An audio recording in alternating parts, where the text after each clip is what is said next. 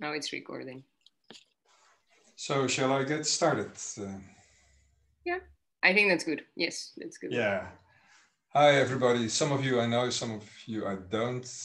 Quickly introduce myself. My name is Aldo De Moore. I'm based in Tilburg, the Netherlands.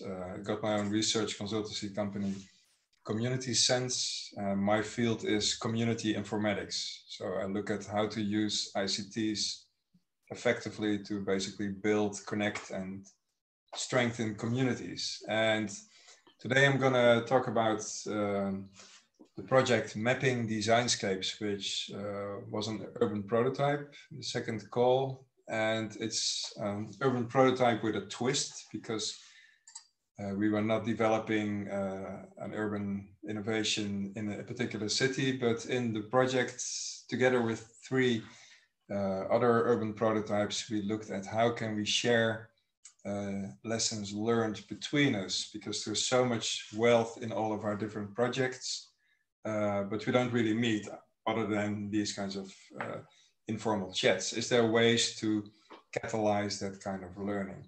So today I'm going to take you on a journey through so many things that we learned, and it's going to be a fast-paced journey. I have a lot of material to cover.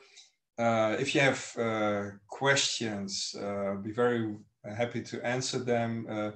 If you have urgent questions, like a question for clarification, please ask in the chat, and Alicia will interrupt me if something is not clear or very urgent. And maybe midway, I'll take some room for questions and then continue until the end. And then we'll have the final discussion at the end, so that at least I can cover most of my material, I hope. Okay, so I already said DESIGNSCAPES, so many different initiatives. It's such a rich ecosystem of projects. And they're very different in nature, in things they cover, the ways, methodologies they use, approaches they develop. So that I also have very different interpretations of what is this design-enabled innovation. It's a very complex beast. So there's so many different facets to all of these projects.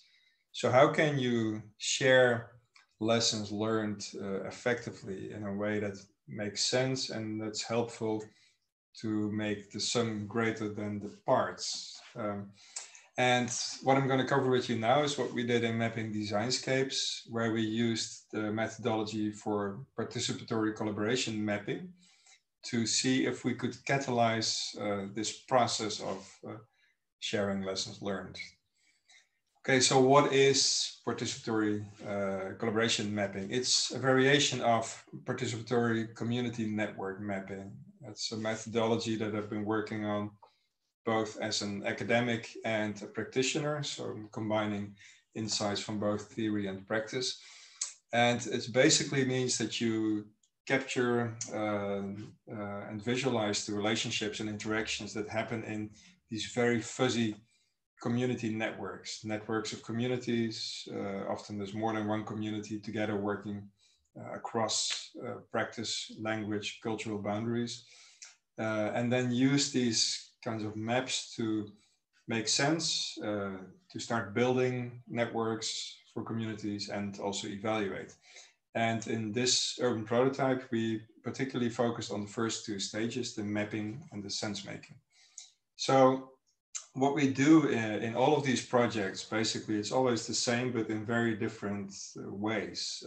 First, very important, we define the mapping language. And I think this is a key difference with many other methodologies, that we don't come with a set language, but we first start to really go deep in what is essential in this collaboration, what's the language that connects people, and to start to build on that foundational language, because then you have already a basic level of understanding through the language, and then use that language to map the very complex collaboration ecosystems that all of these projects basically are in.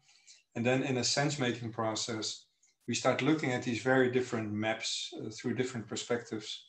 And ultimately, you want to come up with, okay, what matters here? What are the issues? What are the foci, the priorities? And what may be next actions to go towards the building and evaluation of community networks? this underlying all of this is the CommunitySense methodology. And basically I already said it's 4 stages: mapping, sense making, building, and evaluation. And the idea is that you keep doing this. You don't do everything at once. You start with something that's hot now, that's relevant now, an urgent question, an urgent problem, and you start mapping and making sense from there. And you keep repeating that. And over time, you're scaling up your collaboration.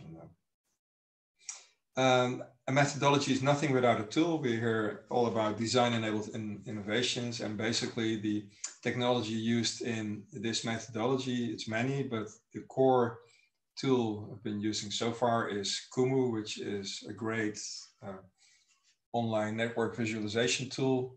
And one of the very cool things about Kumu is that you can type everything. You can type your elements, you can type the connections, you can create very complex visualizations, and you can create data generated maps out of the database. So it's a very powerful tool, and I'll show many examples.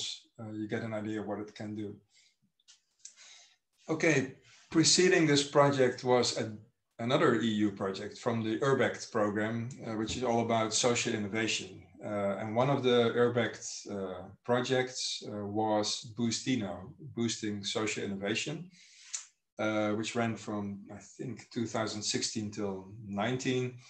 And it contains some of the biggest European cities together, learning and exchanging lessons learned on social innovation practices. And as you can imagine, cities like Barcelona and Paris and Gdansk, Milan, Turin, Strasbourg, they have very lots and lots of social innovation projects going on in their cities, according to many different methodologies. So it was a very complex project.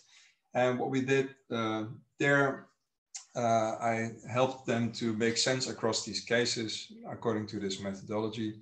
And to just give you an idea here, one of the ways we did that was to look at what projects are these different cities working on, what themes are they working on, and can we see connections between the projects?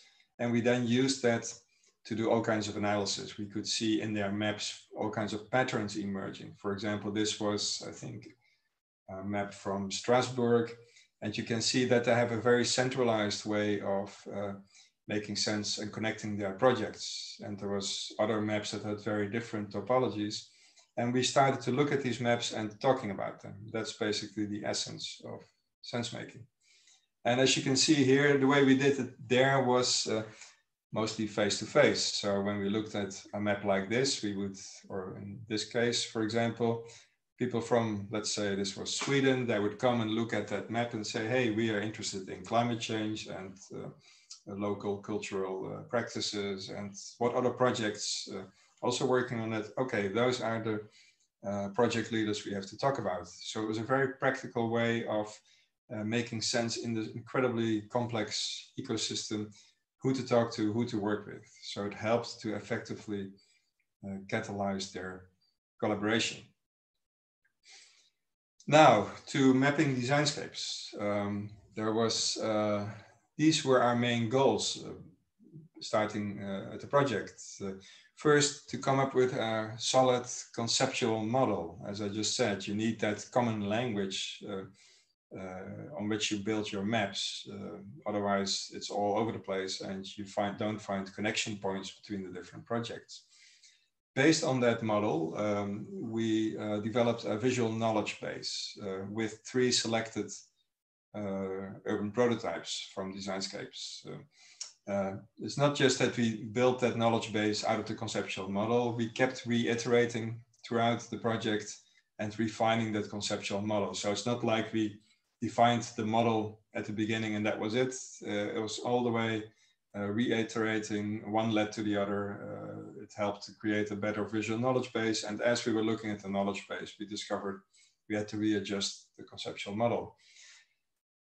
Finally, I will produce an interactive lessons learned demonstrator. This presentation today will be part of creating that. And I'm also writing up a more background paper that all of our lessons learned, you can read them later. So that will be the final deliverable. Okay, now to the cases. here I was with this project and I needed cases. So how can we, out of all of these 40 cases, how can we select them? So there was some criteria. They needed to be from different regions in Europe. They needed to have different methodologies, different ways of looking at things, but also we wanted to have them something in common, at least thematically in a very broad way, so that there would be some interest in collaborating, so that at least there would be some curiosity, how do other projects do that? We came up with 3 very interesting, very rich projects. The Landmarks Net in Thessaloniki, Greece, CiberCity, Lani, Finland, and CityBarge, Delft, the Netherlands.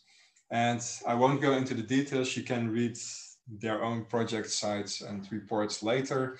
But the Landmarks Net, essentially it was about creating a network of landmarks in the city, green spaces that helped to revitalize neighborhoods, build community, using all kinds of interventions that would help for people to catalyze their interactions.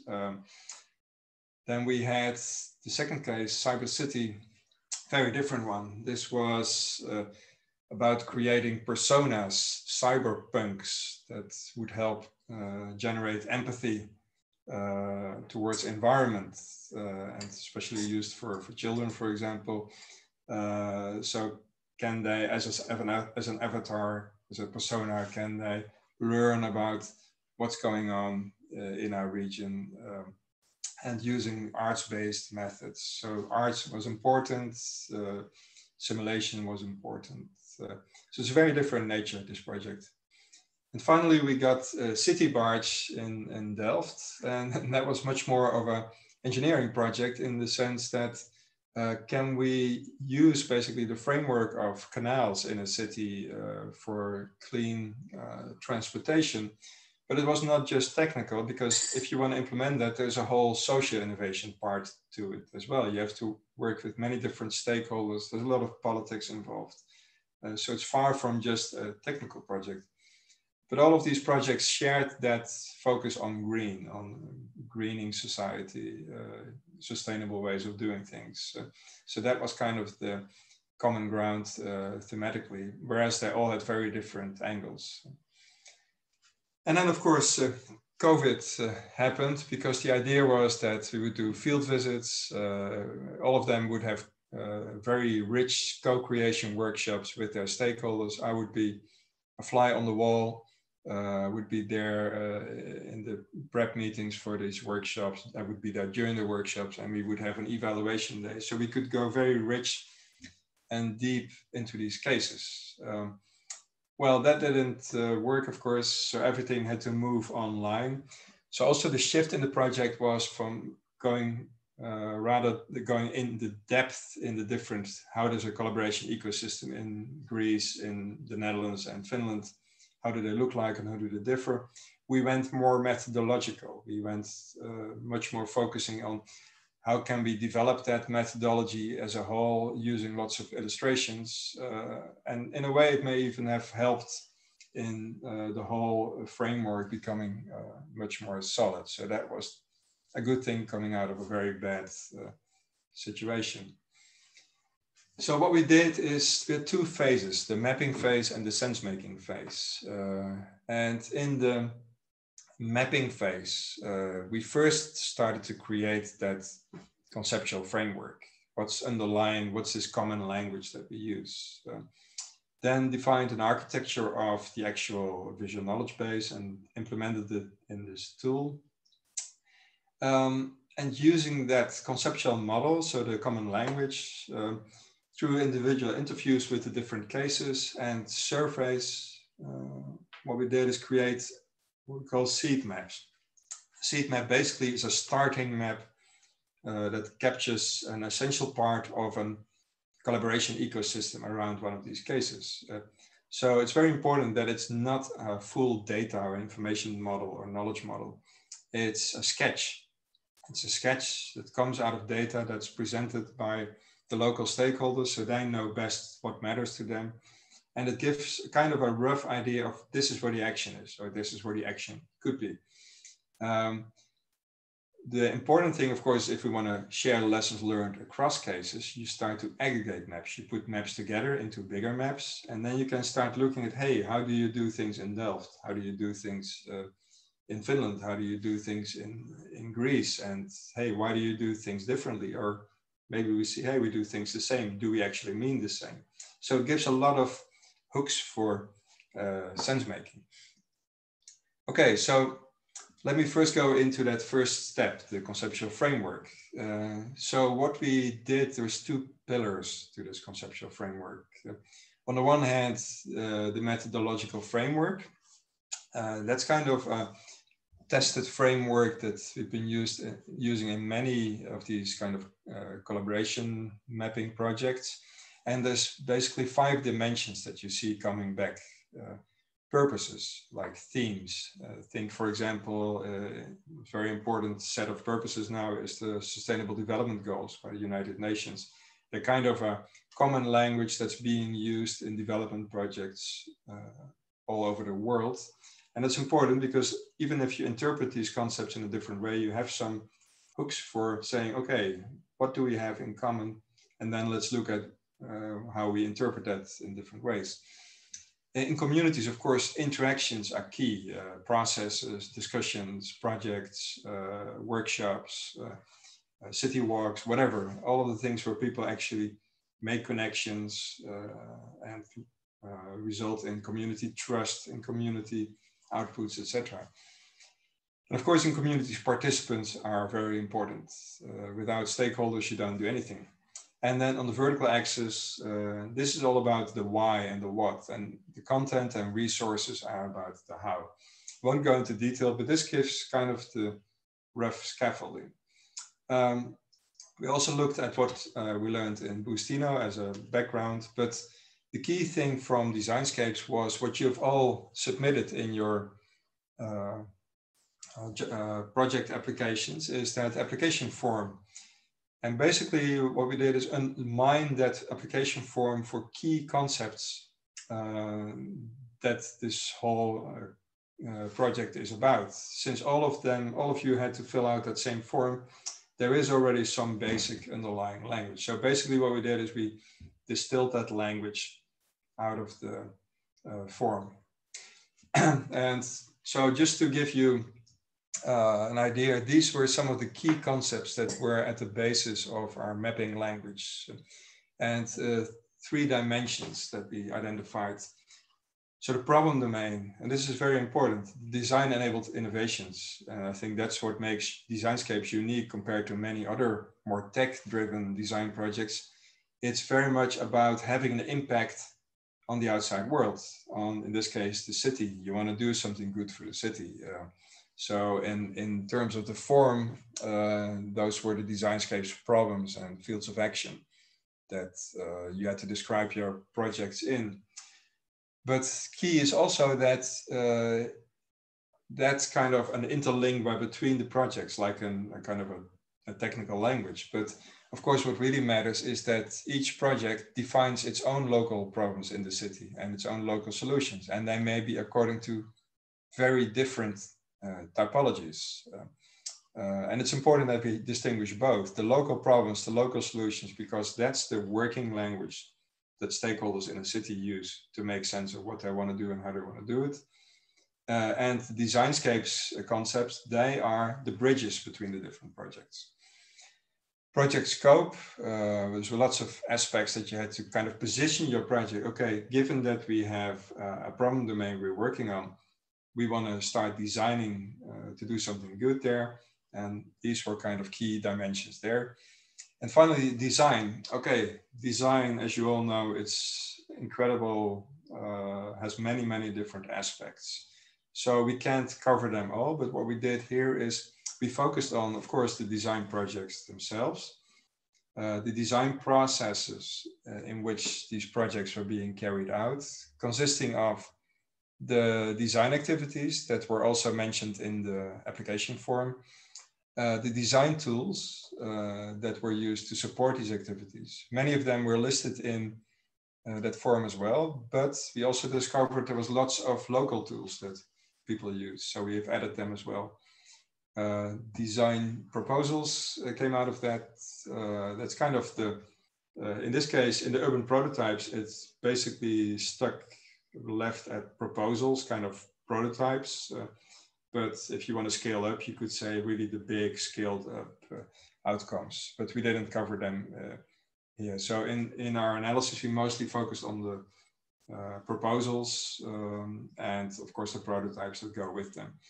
Also design context. Some of the projects we discovered really focused on contextual factors to further enrich their models. So we didn't focus on them too much, but we did get some interesting insights. Okay, so, and this is just an example, but out of all of these discussions, out of all of these inputs, we came up with a conceptual framework that's underlying all the maps. So, for example, in the problem domain, as I just said, we have the designscapes, fields of action and problems. We have local solutions and local problems that are example of those. And some, or even have an extra category. So we saw some projects categorize, for example, their solutions and problems and their extra information. So now let me move to just show you something. Based on the conceptual framework, we moved to actually build the knowledge base. And the first step we did is to translate that very abstract conceptual framework into a concrete map. And now let's see if I can, oh no, I had to do it here, I think, if Alicia taught me right. You should see my browser now, is that correct? Okay, good. So what you basically see here is now kind of a live version of that very abstract conceptual model. This was underlying all of the maps. This was our interlingua. This was our common language. And let me just show you something here. So what you see here at the top is you see that must be familiar, the key designscapes problems, crisis of values, crisis of democracy, social exclusion, etc. And also in the proposal, if you remember, there was all these fields of action. So for example, for crisis of democracy, alternative democratic models, access to power structures, etc. But what you also see here are relationships. So for example, zero emissions, if I click on that, you see here, it's a solution for, so zero emissions is a solution for climate change and environmental footprint. What you see in the conceptual model also are local problems. So local problems, if you click on this, they're examples of a designscapes problem. So in this case, since we're in the conceptual model, it doesn't have actual examples yet, but this is kind of the ontology, the conceptual layer underlying this. So a local problem is an example of a designscapes problem. Also, if you look at what we see here, started using layout to further strengthen the sense making. So in our language, you see the shadows around concepts, around elements. They indicate that they were designscapes, common language. So if there is a shadow around it, like here around the designscapes problem, or here, around a designscapes field of action, it indicates this is a common concept. This is not a local concept that was used in a particular case. These are the designscape program concepts. So this helps to say, hey, transparency, that's what many projects in designscapes work on.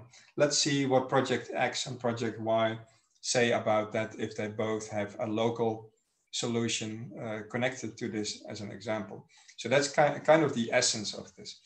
Okay, let's go further. You see also local solutions are, of course, solutions for local problems.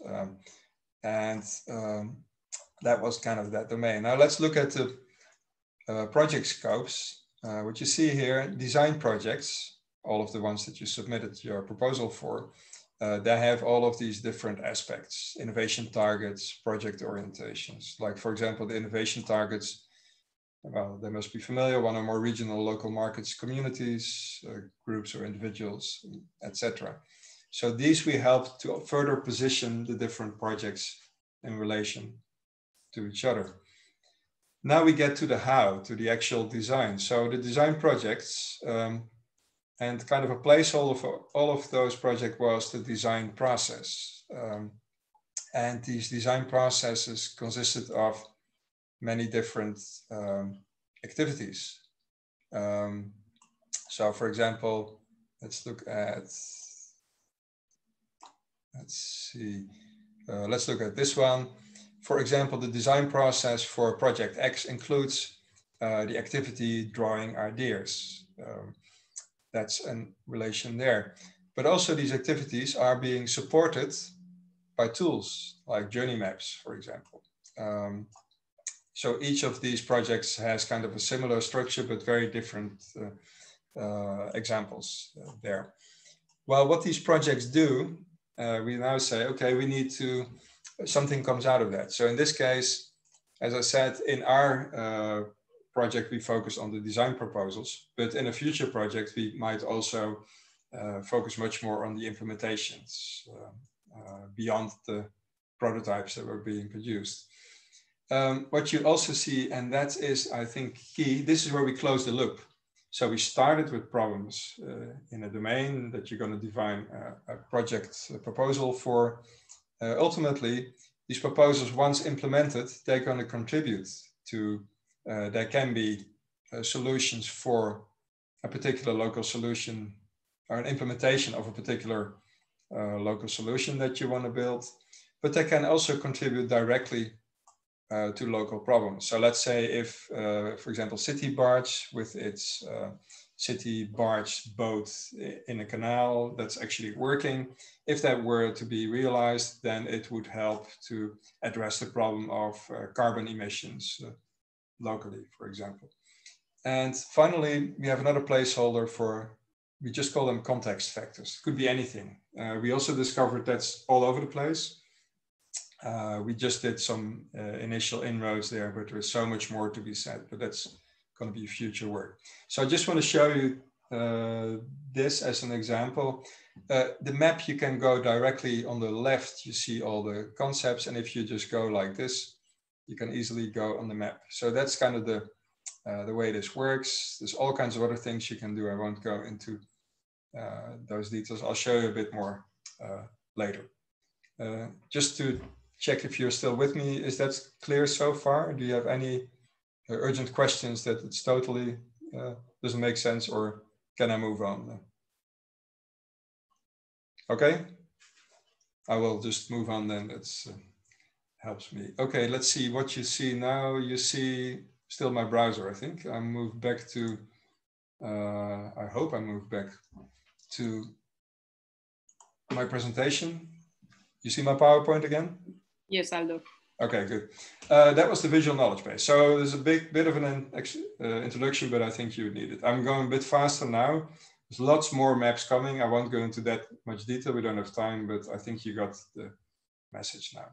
Okay, now this conceptual framework that I just showed you, it may look simple, but as you know, simplicity, in order to get there, you have to go through a lot of complexity first. And just to give you an idea, we went through 9 iterations of this conceptual framework throughout that whole project, trying many different topologies, different ways of visualizing things.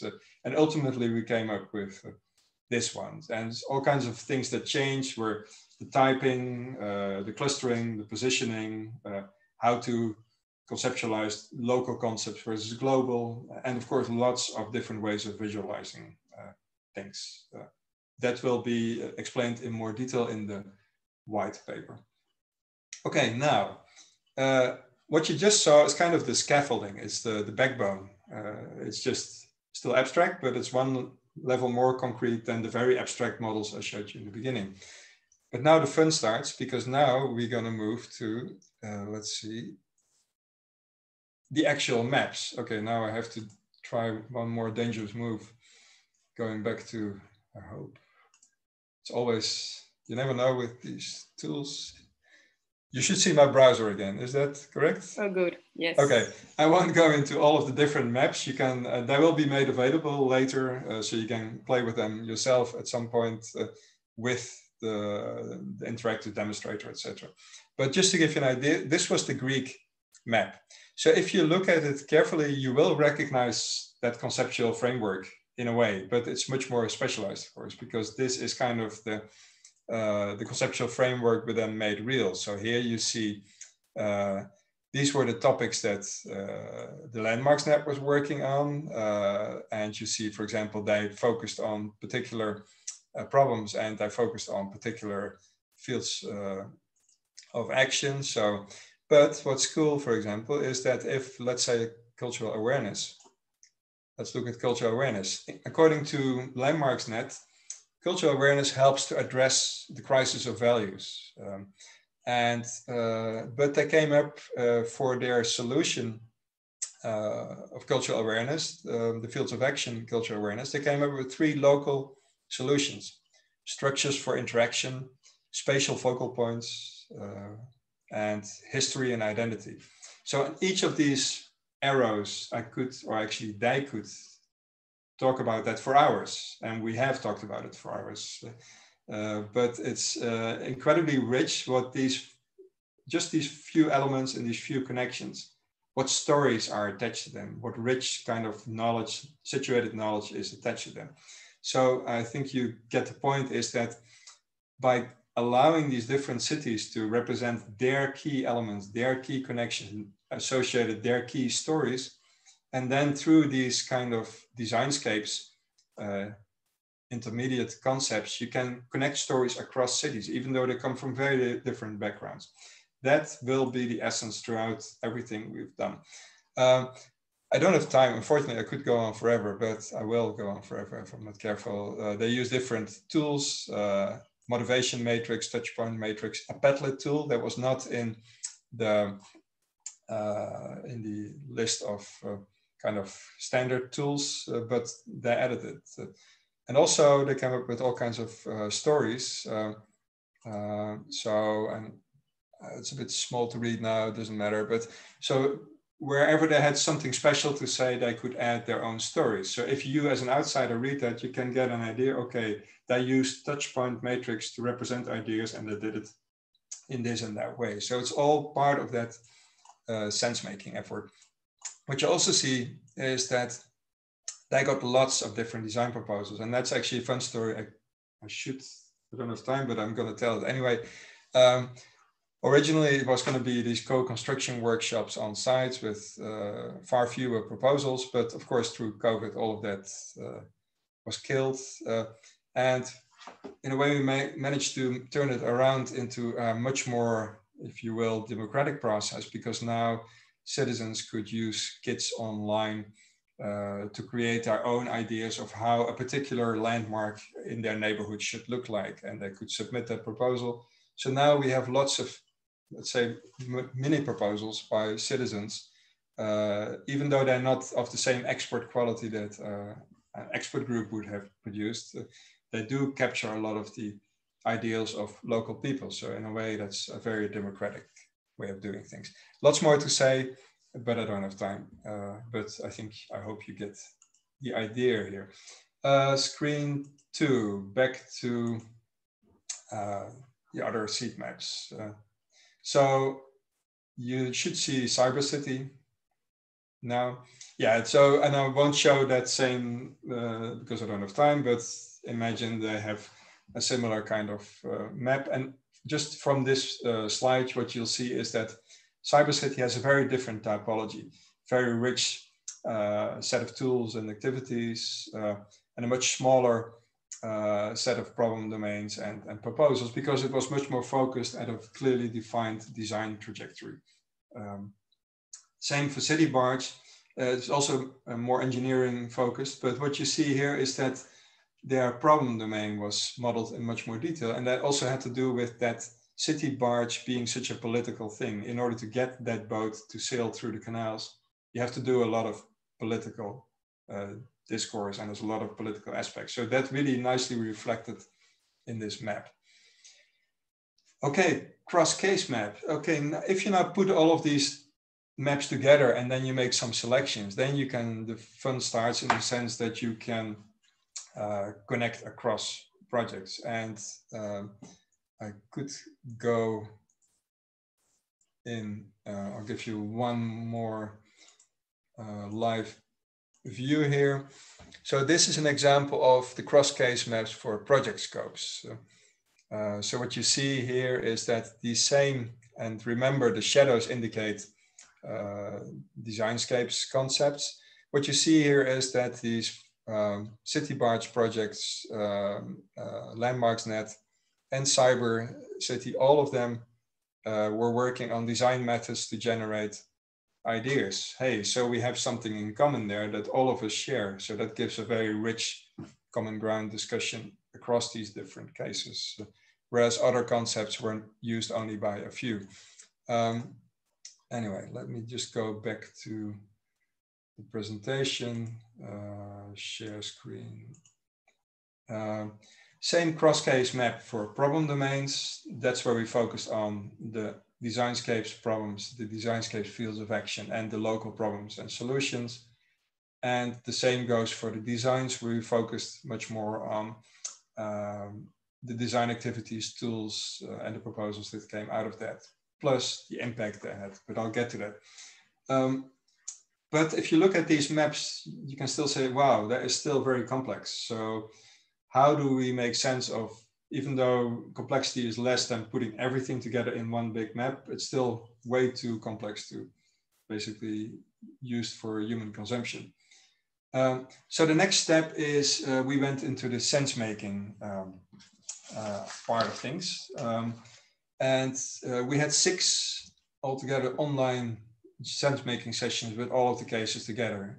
Besides that, there were lots of one-on-one sessions I had with the different cases, but this is what really matters here. So we looked at both the case maps and the cross-case maps, and based on these discussions, distilled a set of what we call collaboration patterns, kind of the essence of what came out of all of these discussions that we hope would also be useful to other projects if this were to be repeated.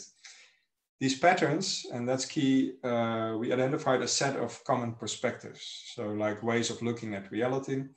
And then we asked people from the different cases to take these common perspectives and within those common perspectives, tailor them to what they thought was important for their case.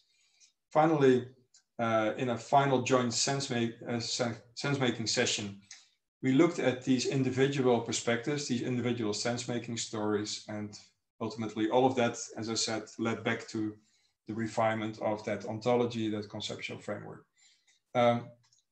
Sense-making, well, a lot of definitions. Actually, there's also a lot of non-definition.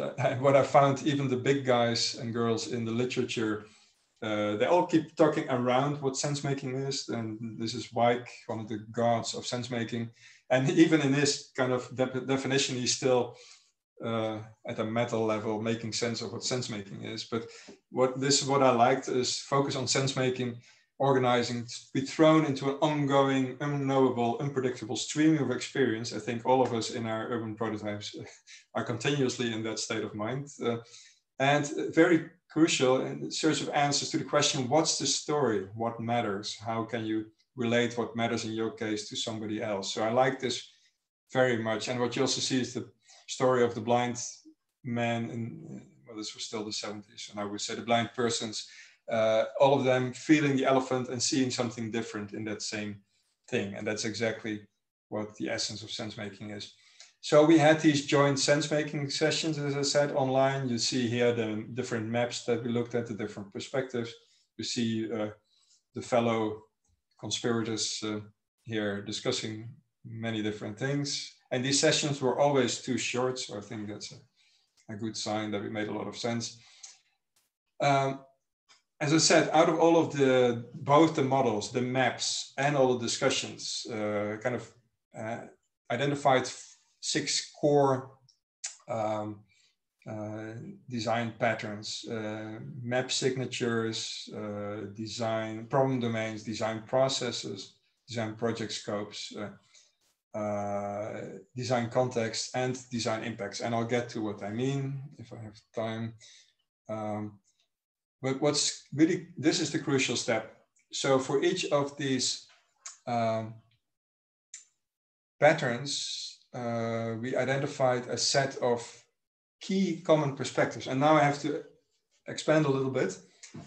And I think that's one of the discoveries of this project, is that well, we knew it kind of in theory, but now we've seen it in practice that you may have a finite set of concepts and connections in a knowledge base. But the ways of looking at that finite set is endless, is infinite. There's so many different ways of looking at that. Think of the blind man and the elephant. So these are kind of key ways of looking at that complex design-enabled innovation reality. So map signatures, project scopes, domain problems, domain solutions, and domain problems and solutions in unison. Design support, looking at how tools support activities. Then the impacts, very important. Designs for problems, designs for solutions, and designs for problems and solutions. And design context, I called it anything goes, because that's basically such an incredibly mixed bag. And the way to look at the difference between the common perspectives and the individual perspectives is that if I just were to ask the cases, okay, come up with whatever you see in that big mess and give us whatever you see, that's too big a step, then it's too much all over the place. So the common perspectives in a way are stepping stones. They help everybody to look in the same direction. Like for example, design support. We're now going to look at design support. So we're looking at tools, activities, and how they support each other. And then within that map, you look at what your individual say, okay, within that general direction, this is what is important in our case, or this is what I see could be important in that case. That was kind of the essence. Let me just show you the real examples, then it will become clearer. Just an example, the map regions. So what we discovered in all of the conversations, this was a typology that we kept using. And this must be familiar because I showed this in the conceptual framework and in the landmarks net example. So at the top, we model the problem domain. To the left, we model the design scope. The design process is at the bottom, the outputs, the proposals in this case, the kind of connecting everything, they were in the middle, and whatever else is important, the context we put in on the right. And so for example, yeah, this is what I just said, the landmarks net here, you could see what I just said, visualized in their case. And what I say here, I call it perspective lens. So this is kind of the key distinguishing element, what makes this perspective different from the rest. So in this case, it's the regions. But we could also use this. This is where we look at one case, but what if you put the three topologies together? You can also start to make sense of that. We can see that, as I said, the landmarks net has a lot of smallish proposals. CiberCity and CityBarge are much more standard in that sense. You see that CityBarge has this huge kind of problem domain compared to CiberCity and even landmarks net, etc., etc. Okay, the design project scopes. What you could see if we now go back to the project scopes, we kind of fine-tuned our lengths. So this is what we had before. This was kind of the raw map, if you will. So of course, it has, every map per definition has a perspective, otherwise you can't look at it. But this is kind of the basic perspective without any frills. So you see that's kind of okay. But let's see, let me just get the right, yeah, this one. Okay, let me kill these two. This is what it looked like before. And now through this particular perspective, what you see is we did several things. We grayed out the elements that had only one connection. So you can focus immediately on the elements that had one or two or more, which means that there is at least some commonalities there. Also, the size differs. So the more connections go in, the bigger it becomes. So these are all tricks to help focus on what really matters as much as possible. Okay, that was that one. Let's go back to the others. And I won't go into those details live, but I'll show you, I hope you can see the same thing. So in this case, okay, one more thing. The perspective design project scopes, in this case, it was applied to all of the maps, the cross case. But you can also apply these perspectives to the individual cases. So this is an example of that. So in this case, we applied the perspective domain problems, with the focus being, the lens being that it compares designscapes and local problems. And the designscapes elements are scaled by incoming connections. And what is interesting, the choice we made here is that the size is not incoming connections for, in this case, CityBarge, but it's the incoming connections for the cross-case map. So in a way, it's a weight to see how all of the cases together, how important they find, in this case, crisis of values. So it helps to see how, in this case, the Delft project contributes to the common values that are important across all of the different cases. So it's a way to play with kind of the weights coming, what the society, the EU, all of the cases together find important. And this is the way that Delft contributed to that. So it gives a common perspective. And now, if you look at this common perspective applied to the CityBarge case, then for example, CityBarge can say, well, we really want to focus on viability because we have a story to tell. Or maybe SciberCity looks at this case and says, hey, that's interesting. Interaction between, well, that's maybe not a good example, but slow process of working with corporates. We have had that same problem in our case, and we solved it this or that way. So it helps to kind of slowly focus on what really matters. Well, here you have another example. Here's the perspective, the common perspective design support applied to the case of SciberCity. And there's lots of things that I could say. Here we focused particularly on the process, activities, and tools. We also only modeled the tools used by at least one activity to kind of really focus on the most interesting tool activity connections. And we used what we call case flags to indicate which case. So green stood for SciberCity. Since this is only applied to one case, you don't need the flags, but if this were the cross case map, then it helps to see a yellow flag standing for LandmarksNet, a green flag standing for SciberCity, and a blue flag standing for CityBarge. What you see here, and just gives you some flavor of things that we had, the co-creation workshops, big, because it was important for all of the cases as a tool, as a planned tool. And of course, through COVID, none of these co-creation workshops basically happened, apart from, I think, Delft, because they already had some before COVID hit. What you also see is we have thin brown lines standing for how this tool supported that activity. And the thin brown line stands for planned. So you can see that co-creation workshops were planned, but the thick brown lines stand for the tools that were actually used. And that's, I think, a fundamental feature of basically all design-enabled innovations, is that often the tools and the plans you have at the beginning are very different from what you end up at the end. So in our maps, we can indicate that. We can distinguish between planned and mapped and actually used tools. And what's also cool is that storytelling is very small. And again, it has to do with it being not important in the overall design scope of things, at least the cases that we modeled.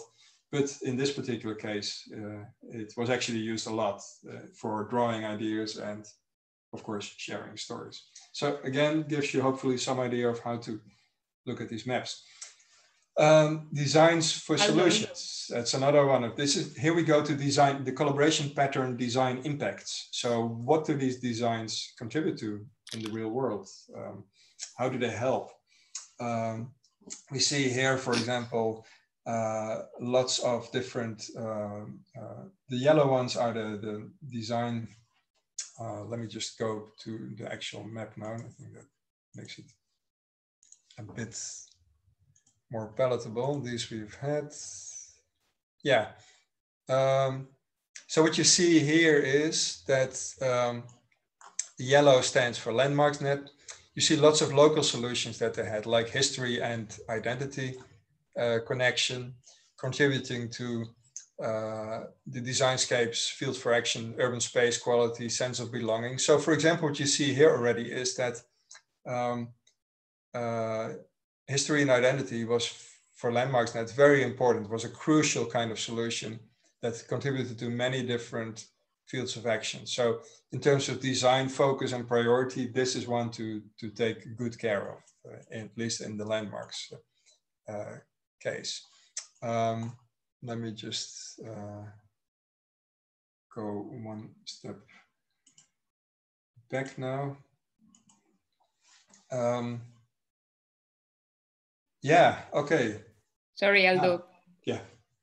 Before you continue, because we have a good question on the chat about the concept of common perspectives from Haras. So can you please tell a bit more how did you get to the concept of common perspectives rather than a more explicit category to focus at? Yeah, okay. Sorry, what do you mean by explicit category to focus? Haras, if you're around, you can explain us a bit more the question. But maybe let me just say a little bit more about the common perspectives. Yeah, so as you can see,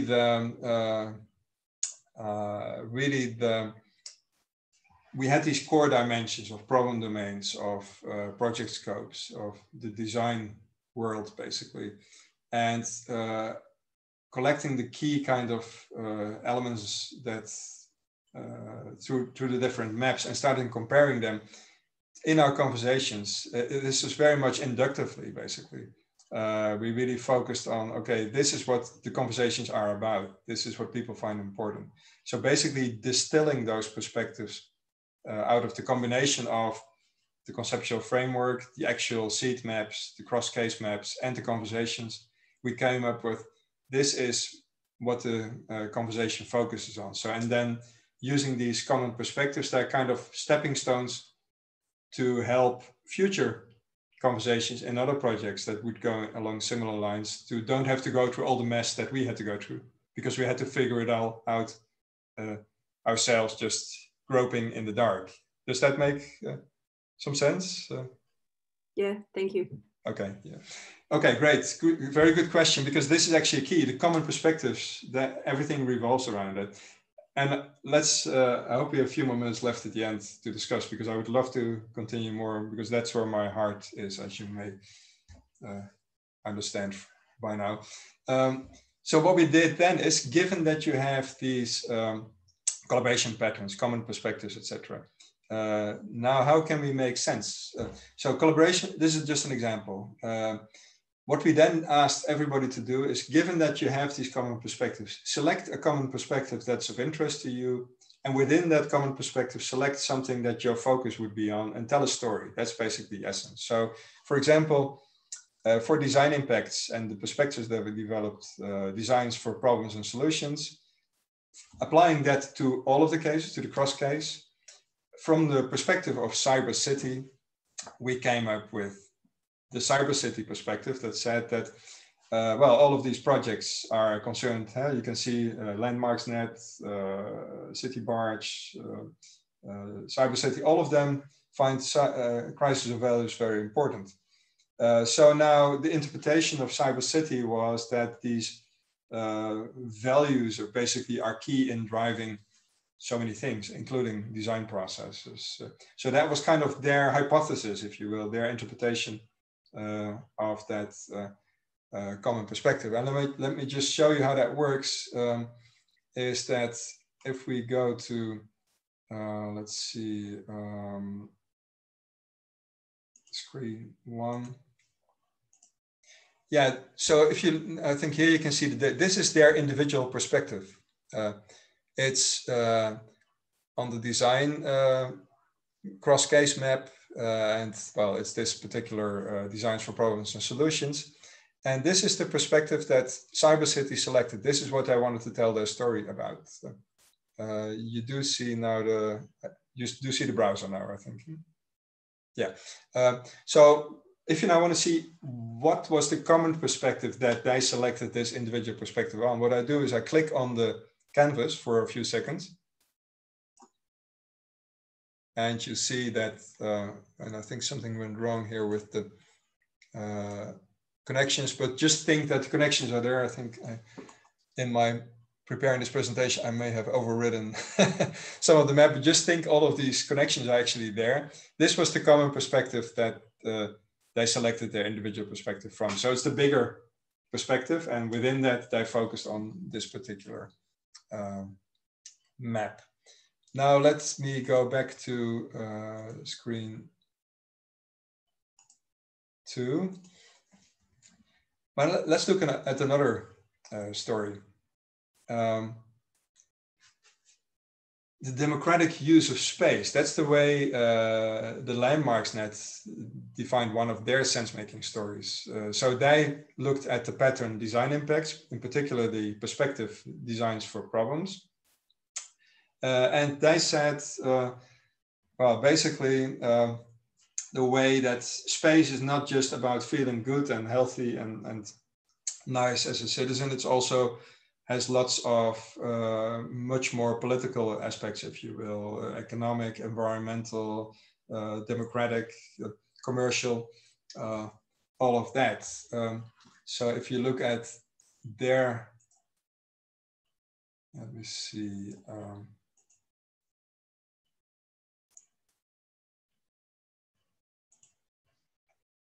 You see the map? Yeah. So this was their individual perspective. And if you look at this, so they had like, what we did in this case, they didn't include all the micro proposals, all of the 40 or 50 citizen proposals, but these were the categories that they classified their proposals in. Actually, that was part of our sense-making harvest, is that they looked at all of these proposals came in and tried to identify the pattern. So they discovered this historical identity, sentimental interaction, and connecting with nature as being the key kind of meaning categories of all of these proposals that had come in from the citizens in Thessaloniki. But if you look at these kind of placeholders for all of the proposals, they contributed to basically all of these big local problems: no safety, no interest for spending times, not enough green mass, no spatial identity, etc. And all of these, their problems contribute to many of the key designscapes problems. So this is a very powerful kind of perspective that they selected to tell their story about this whole democratic thing. And if you look at, I hope it works this time. No, I think okay, so I think what happened here is that I may have, let's see, this works.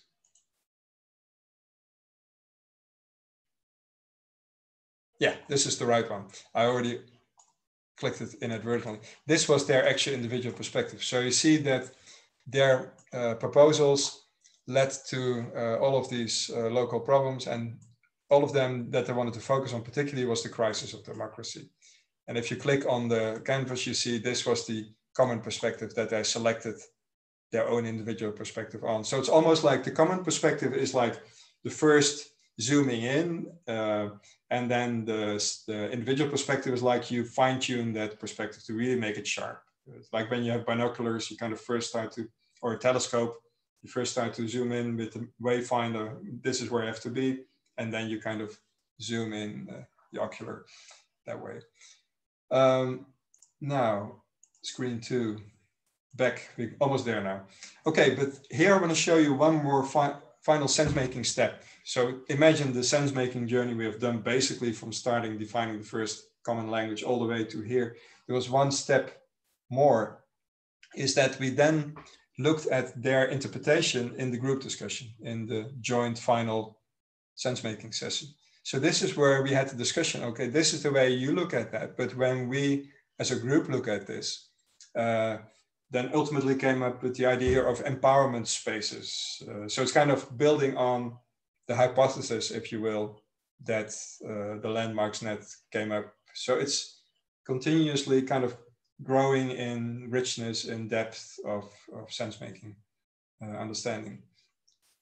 So this is kind of a way to capture that. So what we've seen basically is that I would call it a sense-making ladder. So you're probably aware there's many different ladders in kind of around our field. You have the participation ladder, from people just basically clicking on sites all the way to being very involved democratic leaders.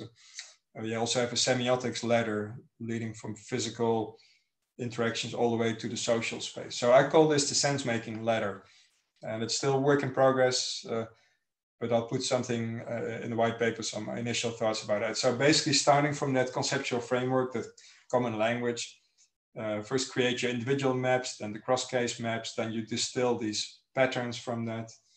You define, through all of the interactions, you define common perspectives. People come up with individual perspectives, individual interpretations, common interpretations. And these in orange, these would be great for future work, for a next project. So how can we actually, with all the proposals and prototypes, how could that lead to actually scaled common actions and ultimately collective impact? So that's when we move in the other stages of the community sensor methodology. That's just a theoretical exercise here. Okay, almost there. So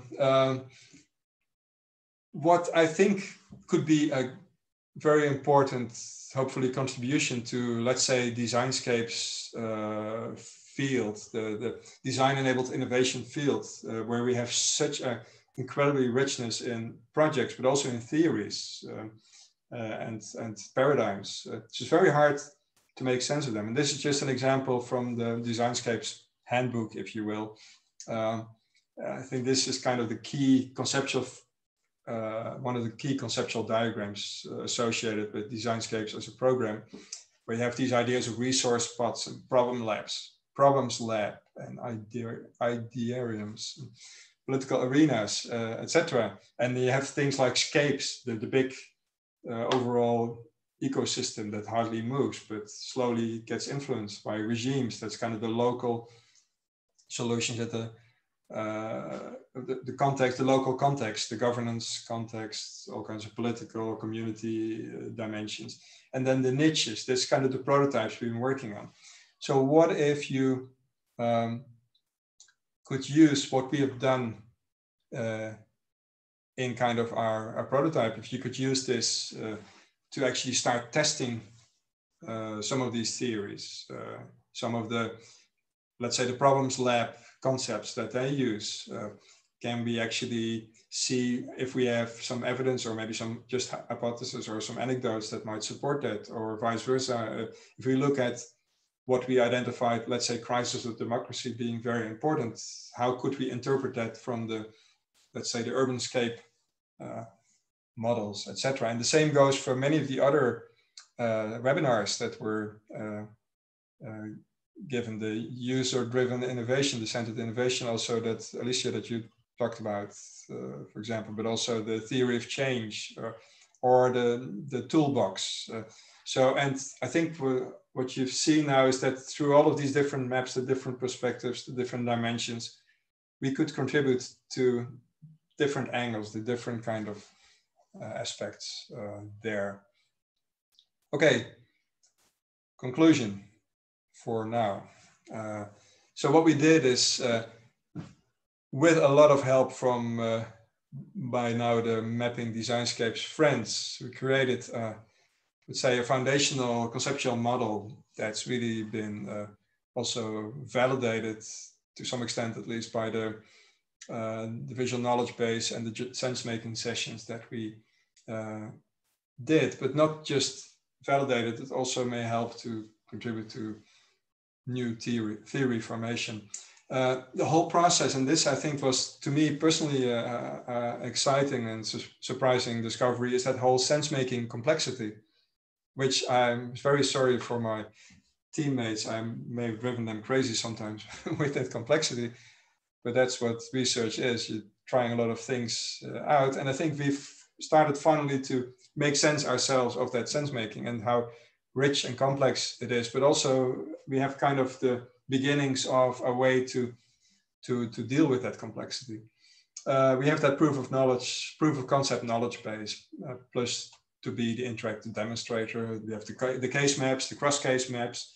We have lots of common and individual perspectives. We have example sense-making stories. So I think would be very useful for many different ways to make sense of a lot of different things.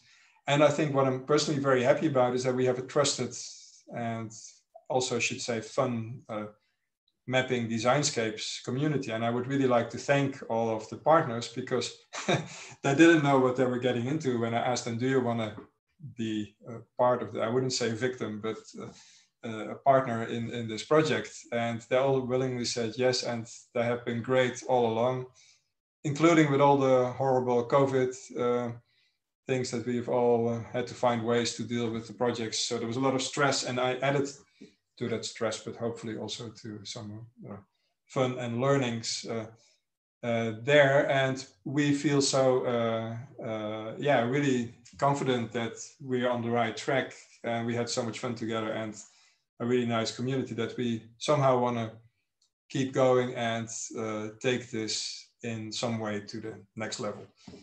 So I'm out of time, but I'm available if you still have time for whatever remarks or questions you might have. Thanks a lot, Aldo. For the rest that are still around, like Aldo just said, please feel free to shoot your questions now to him.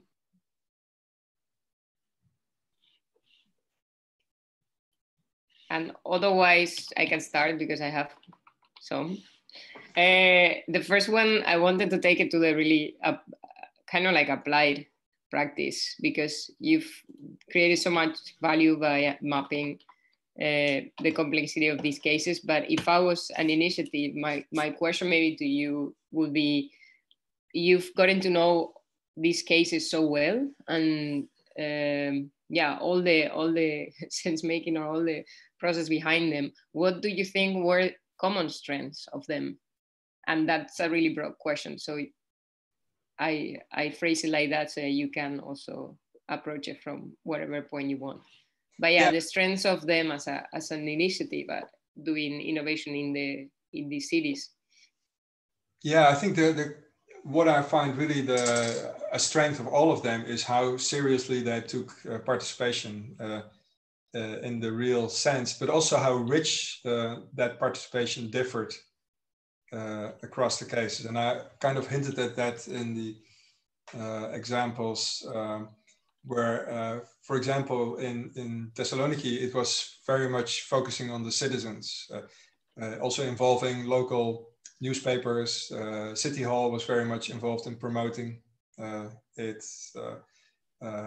really getting people, families like involved in CiberCity and in CityBarge. That was much more focused also on how can we involve people in the if you will, more classical engineering aspects to make it really usable and useful. And also in CityBarge, it's been a big struggle, but I think you can't do it without struggle, is that not so much the technical innovation, but making it work in reality, and still finding ways to make that barge actually sail in the Delft canals against all odds.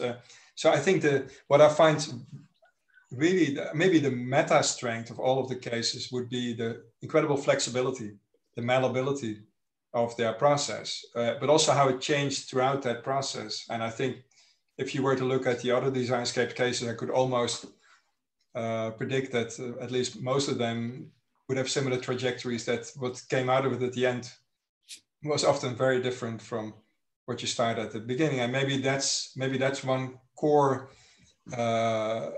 trait of any design-enabled innovations, that much more than, let's say, the classical random controlled experiments from other sciences, where you have much more control. Look at the whole COVID thing. I mean, at least in the Netherlands, we have a huge political discussion about face masks, and then the medical establishment saying, at least the ones in power now, saying that they provide false sense of security, whereas people who are working in the field say, no, we don't have all the randomly controlled evidence, but we just know they work from practice. So there is a very different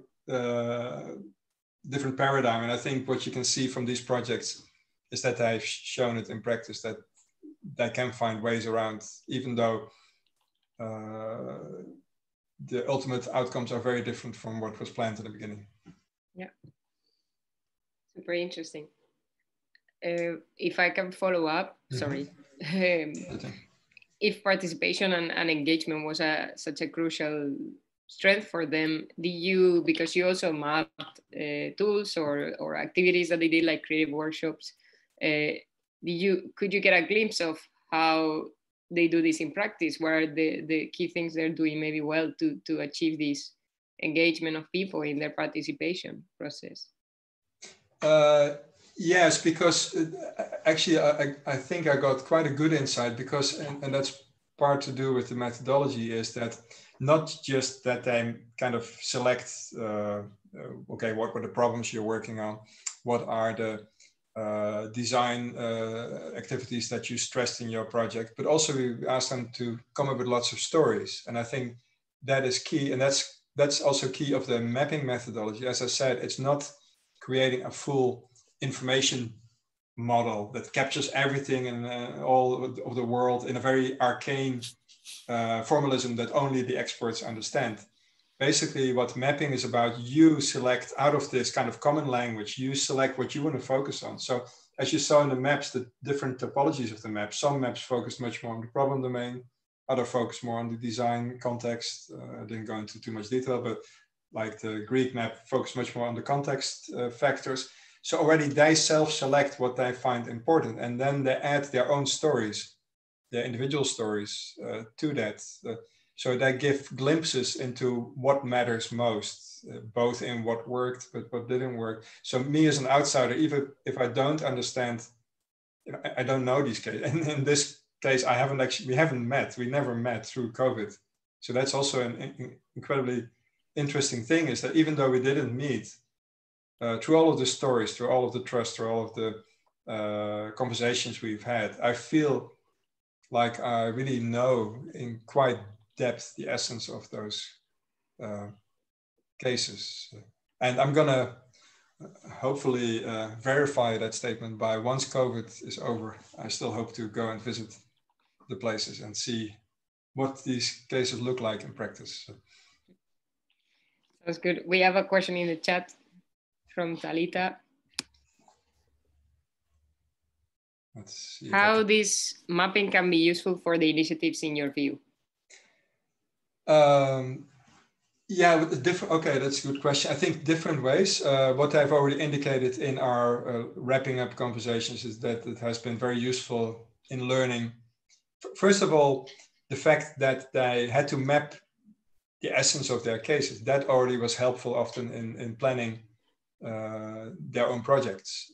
Because often when you get into these very complex socio-oriented design initiatives, social innovation-like initiatives, you have only glimpses of what you want to do. And once you get started, you get bogged down in details and urgencies and resource crisis and what have you. So it's easy to lose track of the essence of what you're doing. So by mapping and then starting to make sense of it, you're already forcing yourself to take one step back and look at what you're doing, how your circumstances may be changing, but also the aspects that you may be missing in your projects by, for example, looking at the designscapes, fields of action and problems, and the examples that the other projects have that you haven't thought of yourself. So that was the second thing, is in the discussions, in comparing it to the other projects, they enriched their projects by coming up with new ideas. And I think a third way benefit would be to, it's almost like a live business card of your case. So now each of these seed maps that we have, they can use them as a way to show to other projects, but also to local stakeholders like City Hall. You can see, hey, look at how what we are doing. It looks cool, it's interactive. They can take their own map and they can explain, for example, to, let's say, the mayor of how their problem of no safety and not enough green, green mass, can address social exclusion, crisis of democracy. So you could use it as a teaching tool, also as a presentation tool to stakeholders once you get to know your map. And since we've been through this whole process, they very well know their own maps now. So hope that answers some examples of how you could use this. Yeah, very interesting. Thank you. Welcome.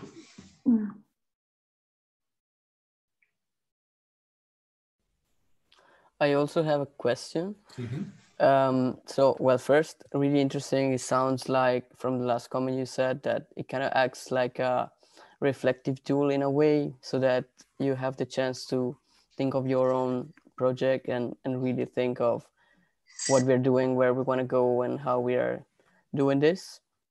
I was also wondering, now you mapped in the Designscapes community among different communities, but would it be, in your opinion, usable also, for example, by an initiative in their own context to, for example, map out if there are relevant stakeholders or other actors that are acting towards their same goal? So in order to maybe look for collaborations, closer collaboration in their own context.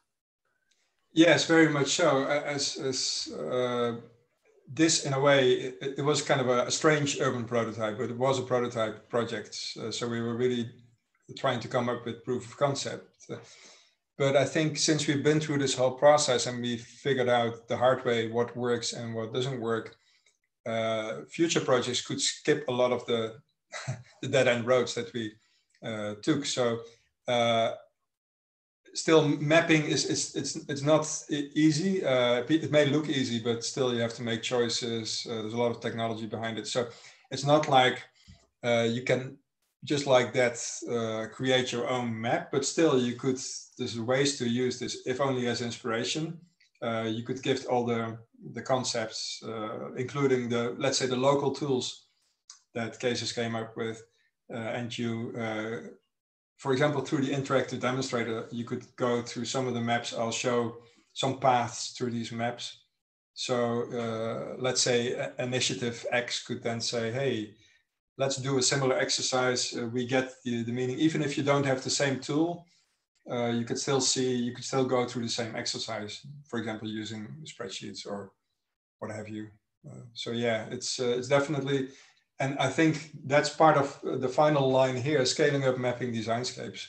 It would be great if we could really scale this up, make it more user-friendly, reduce some of the still blatant complexities that you shouldn't expose to mortal human beings. So there's a lot of course, it being a prototype, there's a lot of things to polish and to further work out. But that would be, I think, a goal for a next scaling up project.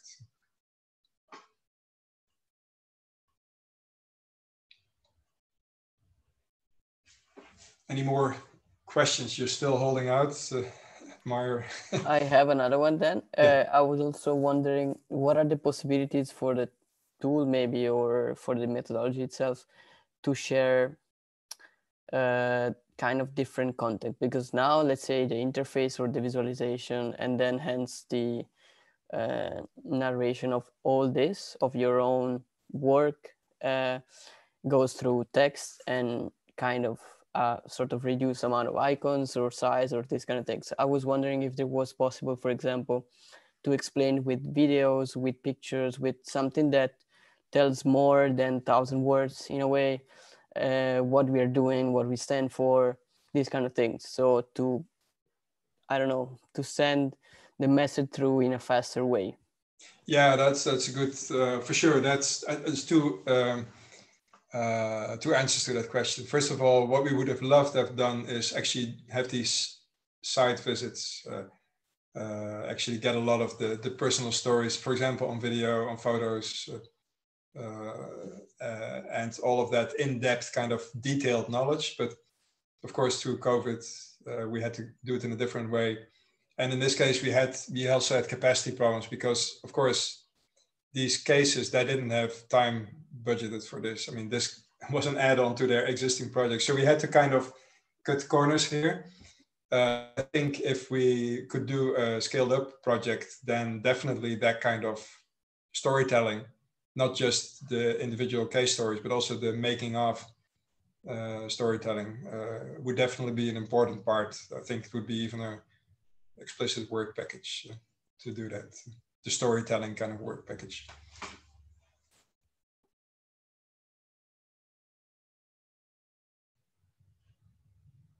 Okay, maybe I don't want to hold you much longer. Maybe a final question. Is there anybody who has something to add to this?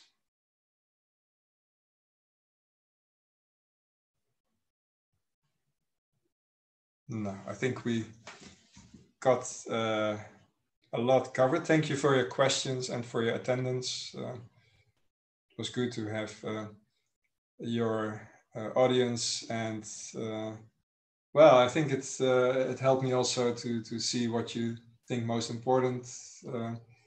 And well, I wouldn't say the sky is the limit, but we definitely keep flying further in the future. And yeah, let's hope to make this a bigger community even than we already have. So it's been really a pleasure doing this project, and I'm very happy to be part of the larger DESIGNSCAPES community. So let's keep going in some way and see where this takes us. Okay. Thank you. Okay, thank you very much. Alicia, would you want to have the final word as the convener of this session? I think only to say thank you, Aldo. Thanks so much from DESIGNSCAPES Consortium for you to show us what you've been doing. I think it has left us all with wanting to know more. And yeah, thanks to everybody that attended, and I hope it was also valuable for all of you. And we see each other soon. That's all. Okay, thank you. Bye-bye. Bye. Thank you, guys. Bye. Bye. Bye-bye.